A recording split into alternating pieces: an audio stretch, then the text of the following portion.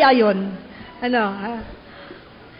Ang panghuling wika ng Panginoong Hesus na matatagpuan sa Lucas 23:46 ay ganito ang sinabi, Ama, sa kamay mo'y pinagtatagubilin ko ang aking espiritu. Ito po ang last na salita ni Jesus sa krus. Ang 7 last words ni Jesus ay mga last words niya sa krus. Ang lahat ng ito ay mga last pero lasting. Hindi nawawala. Hindi kumukupas. Hindi nawawala sa uso. Napakabilis magpalit ng uso ng cellphone. Kabibili mo lang no 1 buwan, may bago na uling uso. The 7 last words, hindi pansamantalang mga salita. Ito'y mga salitang tumatagal panghabang panahon sa ating buhay at pananalig. Wala na tayo sa mundo. Marami nang nawala sa mundo. Nandiyan pa rin at mananatili iyan. Mapapansin po natin na 3 sa 7 wika, 3 out of 7, 7 wika ng Panginoon sa krus ay panay prayers. And I think binanggit kanina ng D.M. Liwayata. Ang unang wika is a prayer. Anong sabi ng Panginoon? Ama, hindi nila memorize. Ama, patawarin mo sila sapagkat hindi nila nalalaman ang kanilang ginagawa. Mga kapatid, nalalaman niyo po ba ang ginagawa niyo ngayon kung bakit kayo naririto? Ano ho? Yun ay panalangin ng Panginoon. Hari naway, huwag ipanalangin ng Panginoon yon sa atin. Ama, patawarin mo sila sapagkat hindi nila nalalaman ang kanilang ginagawa. Ang ikalawang prayer ay ang ika-4 na wika. Anong pong sabi? Diyos ko, bakit mo ako pinabayaan? And I do agree with D.M. Liway. Si Jesus lang ang pwedeng magsabi nito.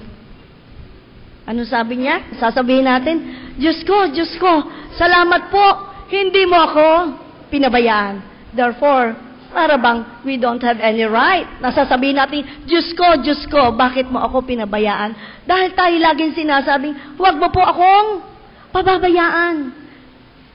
At ang ikatlong prayer ay ang ikapitong wika na pinakahuli.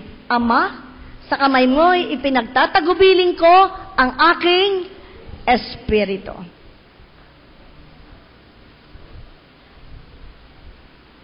Sa huling wika ng Panginoon, ipinakikita dito ang pananalangin.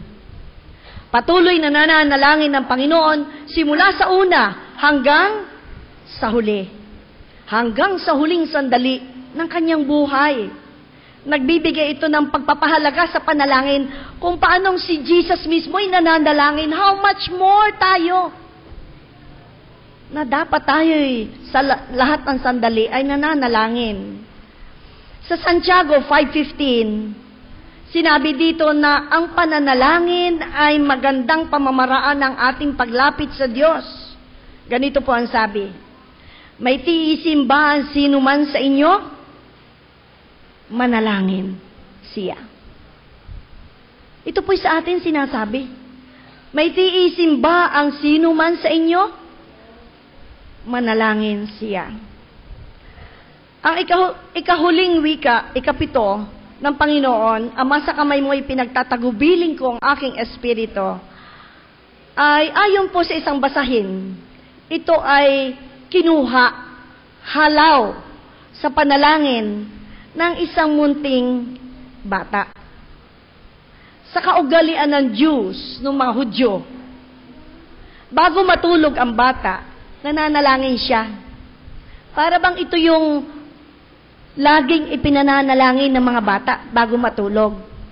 Tayo po mga magulang, I hope so, tinuturuan natin ang ating mga anak bago matulog, tinuturuan ng panalangin.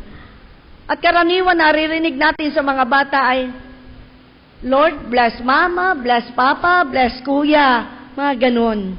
So, nagiging rutinary yun, prayer na yun. And itong Ama, sa kamay mo'y pinagtatagubilin ko ang aking espiritu, ito'y hinalaw o kinuha doon sa prayer ng mga bata, sa Jewish tradition, bago siya matulog. Ito ay bedtime prayer ng isang bata upang siya ay bantayan at ipaubaya sa Diyos ang lahat ng kanyang buhay sa panahong siya ay natutulog. Kung kaya nga mga kapatid, sa inyong pagtulog, idinadalangin ko, ngayon, Ama, sa kamay mo'y ipinagtatagubilin ko ang inyong espiritu. Mahimbing po ba ang inyong tulog? May sumagot na mahina? Yes. Mga kapatid, we can feel napakatapat at mula sa puso ng isang bata ang panalangin ito. Wala siyang pag-aalinlangan sa kapangyarihan ng Diyos sa panalangin niyang ito. Gayon din sa panalangin ito ng Panginoon, makikita natin ang isang kahulugan ng kamatayan ay pagtulog. Ano ho? Isang kahulugan ng kamatayan ay pagtulog o paghimlay. Kaya nga, meron sa Maynilang, Memorial Park, Himlayang Pilipino. Dahil nahihimlay lamang. Ang isang yayao na sa mundong ito ay dadako na sa mahabang paghimlay sa piling ng Diyos. Gusto ba ninyo yon?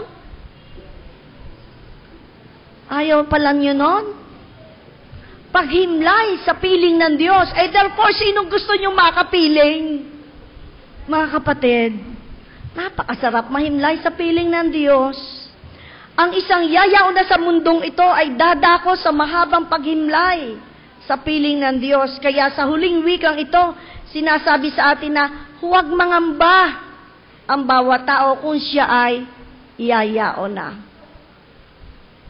Nakalulungkot po kung ang isang nilalang ay kita mo nang malapit ng malagutan ng hininga, ay hindi pa niya maisulit sa kamay ng Diyos ang kanyang buhay, ang kanyang espiritu. Sa katotohanan po, parang more than a year ang nakakalipas, may binisita ako sa ICU sa Mount Carmel yata. Hindi talaga maganda ang kanyang kalagayan sa heart ang diferensya. Ang sumbong sa akin ng mga pamangkin niya, yun daw kanilang tita, ay masama na nga ang pakiramdam. Alam niyo ang sinasabi? Dahil yun ang, wala siyang malay, pero nakakasalita ng konti. Alam niyo sabi? Anong tumama?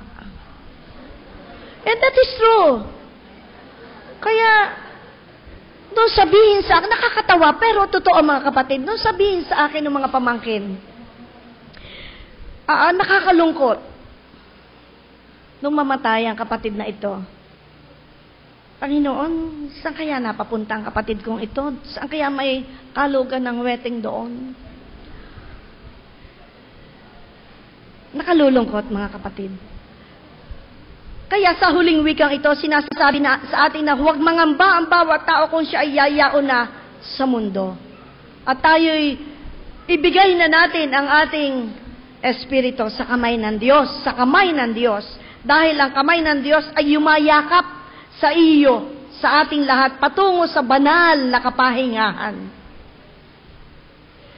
Sa awit 90, verse 9, sinabi dito ng magaling na manunulat na si Haring David, ang sabi po niya ay, sa kamay mo'y nagwawakas yaong hawak naming buhay. Sino po sa inyo dito may hawak na inyong buhay? Of course, wala. Ulitin ko, sa kamay mo'y nagwawakas yaong hawak naming buhay. Nangangahulugan po ito na mayroong mga kamay na humahawak sa ating buhay. Ang mga kamay na ito ay kamay ng Diyos. Hindi po yung kamay ni Jesus sa lukban. Yung po yung mga ribulto na gawa ng tao, na ginamit ang kamay ng tao. Tayo po mga kapatid ay nagtitiwala na sa kamay ng Diyos, ng totoong Diyos, ng buhay na Diyos, tayo ay kanyang hinahawakan. Ang mga kamay na ito ay kamay na mapagpalang Diyos. Makapangyarihan ang kamay ng Diyos. Ang kamay ng Diyos ay nagtitiyak sa atin ng kaligtasan at pagkalinga. Kaya po sa ating worship, laging mayroong katiyakan ng kapatawaran. Pansinin po ninyo. Lagi po meron tayong tawag ng pagsisisi, katiyakan ng kapatawaran. Dahil ina-assure natin yung pardon na bigay ng Diyos. Ang kamay